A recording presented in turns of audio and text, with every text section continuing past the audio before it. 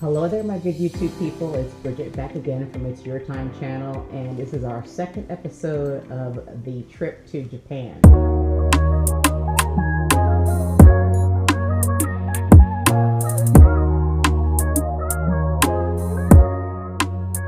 So it was a trip to Japan, yes, but the second port was Busan, South Korea, and I think, I've been thinking about Korea versus Thailand. So I was really excited to go there to kind of see what it looked like in real life, like the people, the energy, the vibe. It was good. I tell you, it was probably if not my first, my second favorite excursion that we went on. But so the picture reel that you guys have seen, it just reminded me of some of the just awesome times that we had. They started off by we had a great tour guide, and she had us all figure out what our Chinese year of birth was, and we could then find our the animal representation in this park that we went to when we got off in South Korea. So mine was the monkey. So you'll see me in a picture with the monkey there, the statue, because that's supposed to be my animal personality, right? And it kind of rang true. There was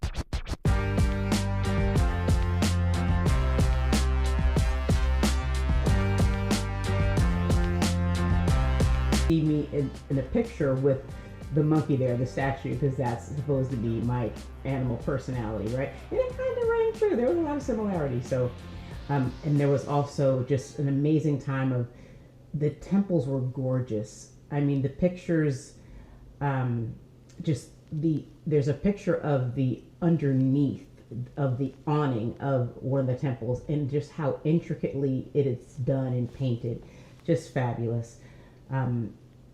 There was a temple that we went to that actually gave you an opportunity to write down an affirmation, a thought, a prayer, and then you hang it on a tree there. So there's a picture you'll see there. We've got a couple pictures of the cherry blossoms that are all over, not just Japan, but in that geographical area. And they were brilliant and beautiful, but people said that some of them still weren't in bloom and as full as it would have been if we, had gone maybe another month or so later. But so if you see that there, imagine what they're living in, or what they're living with and able to enjoy in their full spring, right? Now the actual excursion was amazing because it was lots of hills, lots of and they from the beginning, when you book the trips, that what level of activity they were. So we got, so many steps in every excursion, like 13, 14, 15,000 steps.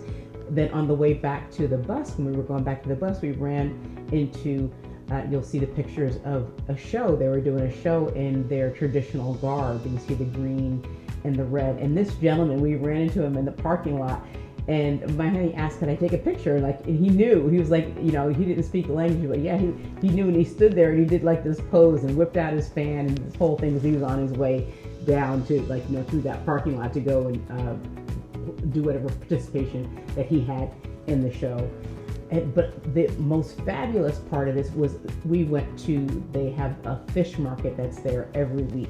Now the pictures that you see there do not do it justice. Let me think about how big this area had to be. I'm going to say as big as a grocery store, like, your Safeway, your Whole Foods, aisles and aisles of fresh fish. And they had the pictures that you see of these containers of fish. They had big aisles made up of all these containers, and every aisle had some of the same fish, but then you see the crabs were humongous. If you can see my hands, that was the body of the crab, and then the crab leg. So this was a seafood lover's dream. So you can go there I think it was it Saturday or is it Sunday? When you're on vacation, you don't even know what day it is. You just get up and look at what you're supposed to do, and you just go. But they have it there every week, and so you go and you pick out what you want. They have live fish. Even you see there's little fuzzy, little spiny, look like a kumquat with spikes all over. So there's a little fish or something inside of that, and we didn't stop and try that or see what it was. But just the variety of fish. They make use of everything. in these places. So on the first floor of this place, you can go buy your fresh seafood, and they actually have seafood piped in, and not seafood, I'm sorry, sea water piped in to keep the fish in fresh seawater, because they're not dead, they're alive. The fish, the crab, the clams, they're all there in this water. And like, it's amazing to see the little ladies, Asian women are a little bit smaller, but they're there with these serious faces, and they just grab the fish out of the water and they slap it down on the board, and they chop the head off, and it's still alive. And if you could wait there long enough, our tour was fast moving, but you could see it in different phases of as you went down the aisle, you could see that they had skinned it, they had scaled it, skinned it, and they were filleting it, and you could get that whole process from the time you started in one aisle and ended in the next. It was just amazing. And then they had this place upstairs that you could go, and there was a restaurant up there, and you could take it and have them, take whatever fish or whatever thing you bought there and have them make it exactly the way you want to up there to order. So can you imagine living in a place like that, and that be your weekend, that you go pick up seafood you could do it for the week. You're getting fresh seafood. You could eat it for 4 or 5 days, and still, to us, it's fresh, because think of how long it takes to get to us, and frozen and thawed and refrozen and then packaged, and then we buy it at the store. We think it's, oh gosh, we're eating, fresh fish, and that's not so. But just that life, I just was like amazed, and am looking forward to it, because I hope that soon that we're going to be spending some longer time in a few of the South Asian countries, just to begin to slow travel and the beginning of retirement. So hopefully that will be something that I'll be able to experience, or something like it, while I'm there. So the fish market, on the way home, after the fish market, there was a street, and you'll see the picture of the street had a big U awning there, and it was like Busan, not something, I don't think it was Busan Street, it was something street. I forget the exact name of it, but the tour guide said, you guys can go down there, go to the end of that street and come back, and then we'll get on the bus. So, we weren't going to buy anything. They were giving people time to, souvenir shop, whatever kind of shop. So we had probably about 15-20 minutes from the time she told us. So we went quickly down to the end of the street and came back, and I was like, they had all this fresh food out there. They were like making, street food. They were like frying dough, and they had kebabs, like fish kebab. They had everything, and I was like, I just want something off the street. So I get in this line, and it looked like it was moving pretty fast, and it was a little dessert, like a little fried dough, like a little donut, and they fry it right there in front of you, and they slice it open, and then they have this mixture of brown sugar, probably cinnamon, and then all these crushed nuts, and they mix it all together, and then they put it in this little open donut for you, but it doesn't have a hole, right?